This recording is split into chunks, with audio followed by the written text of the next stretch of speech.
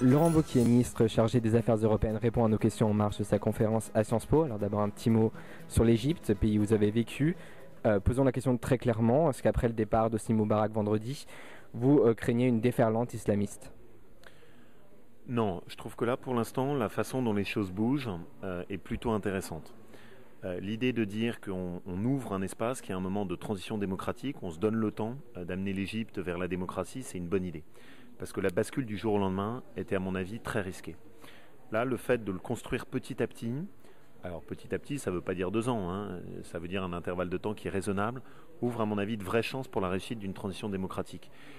Mais en même temps je crois qu'il faut qu'on soit lucide sur ce qui s'est passé, hein. C'est une leçon pour tout le monde. La réalité c'est qu'on a quand même pris une vraie claque dans la figure.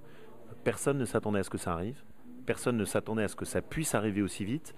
Et je crois qu'on doit bien garder ça en tête au moment où tous les esprits chagrins, tous les sceptiques ont tendance à dire la démocratie ne peut pas réussir dans le monde arabe. Je crois qu'elle peut réussir. Donc justement, suite à ce mouvement révolutionnaire, donc notamment en Tunisie, nous avons eu 5000 Tunisiens qui ont débarqué à Lampedusa. Vous avez dit qu'un accueil était envisageable en France dans des cas très marginaux. Qu'est-ce que ça veut dire concrètement pour la France ? Ce que ça veut dire concrètement, c'est qu'on ne doit pas créer d'appel d'air à l'immigration illégale. Tout simplement parce qu'après on n'arrivera pas à le gérer. Et donc l'idée elle est simple, c'est que pour des personnes qui rentreraient dans le cadre de notre droit, le droit d'asile, le droit tout simplement humanitaire, on le fera. Et ça c'est normal.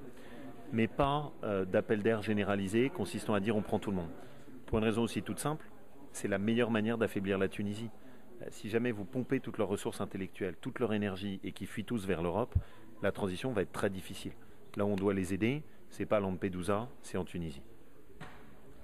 Selon le Canard enchaîné, les parents de votre ministre de tutelle, Michel Alliot-Marie, auraient racheté des parts appartenant à Aziz Miled, le fameux ami du Jet, dans une société civile immobilière. Donc ça fait beaucoup d'affaires dans l'affaire. Est-ce que Michel Alliot-Marie n'est pas un peu fragilisé pour conserver son poste au Quai d'Orsay ? Ce que je trouve surtout, c'est que ce genre de débat fragilise juste la diplomatie française. Il faut qu'on arrête.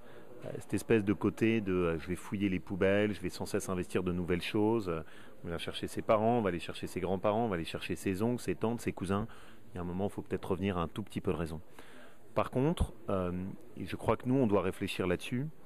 Moi, je plaide vraiment pour un modèle nordique pour la politique française, où on est beaucoup plus exigeant, beaucoup plus transparent sur ce qu'on fait, et finalement dans un modèle qui est un modèle qui permet ensuite aux politiques de tout simplement pouvoir marcher dans la rue dignement sans avoir cette espèce de soupçon de tous pourris.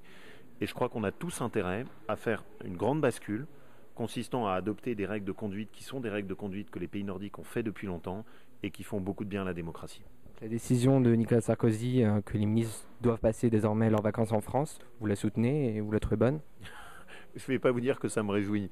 Je trouve que la vraie bonne décision, qui est juste une décision de principe, c'est vous payez vos vacances comme tous les Français. Pour revenir à la France, vous avez dit aux Échos début février, je suis convaincue que nous aurons plus besoin en 2012 qu'en 2007 des idées de la droite sociale. Et donc, fort d'une telle affirmation, où se situe donc votre think tank, la droite sociale, dans le débat au présidentiel, alors que Jean-François Copé vous a pas vraiment donné de place au sein du débat en vue des présidentielles? En politique, la meilleure façon d'avancer, c'est de prendre la place et de ne pas attendre qu'on vous la donne. Ma conviction, c'est que la droite en France, c'est pas la droite libérale. C'est pas la droite du CAC 40. C'est pas une droite ultra-réactionnaire. Ce qui fait que moi, je suis dans la famille politique qui est la mienne.